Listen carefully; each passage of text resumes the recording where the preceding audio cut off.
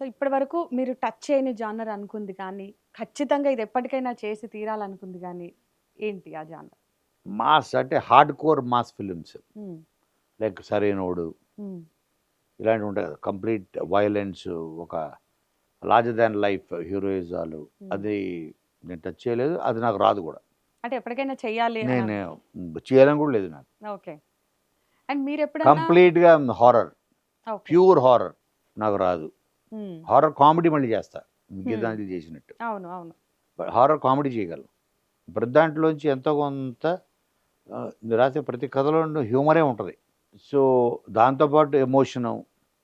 ఇప్పుడు 'నిన్ను కోరి' లాంటి సినిమాలో కూడా ఆ! ఎమోషన్ బావుంటది. ఎమోషన్‌తో పాటు కామెడీ కామెడీ. పెట్టడానికి ట్రై చేశా.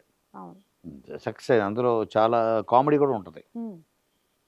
అలాగా నేనెక్కువ ఫన్ ఇష్టపడతాను. సినిమా అంటేనే స్ట్రెస్ బస్టర్, కరెక్ట్. ఎంటర్‌టైన్‌మెంట్.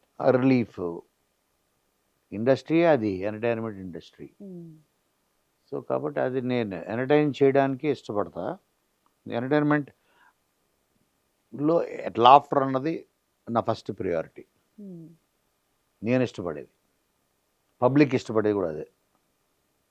నవ్వుకోవడానికి 2 గంటలు అన్నీ మర్చిపోయి నవ్వుకోవడానికి మేము సినిమాకెళ్తామండి అంటారు. అంతే 2 గంటలు అన్నీ మర్చిపోయి ఏడ్డానికి సినిమాకెళ్దాం అనుకున్నాం. అనుకోరు కదా ఎవరు. లేదు. ఏండి మీరు వెళ్తున్నారు సాయంత్రం? అవునండి.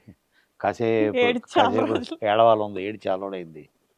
అందుకని టికెట్ బుక్ చేశాను బుక్ మై షోలో. ఎళ్లి 2 అవర్స్ ఏడ్చొచ్చేస్తాను అనరు కదా! 2 అవర్స్ నవ్వుకొని వస్తాను గదండీ.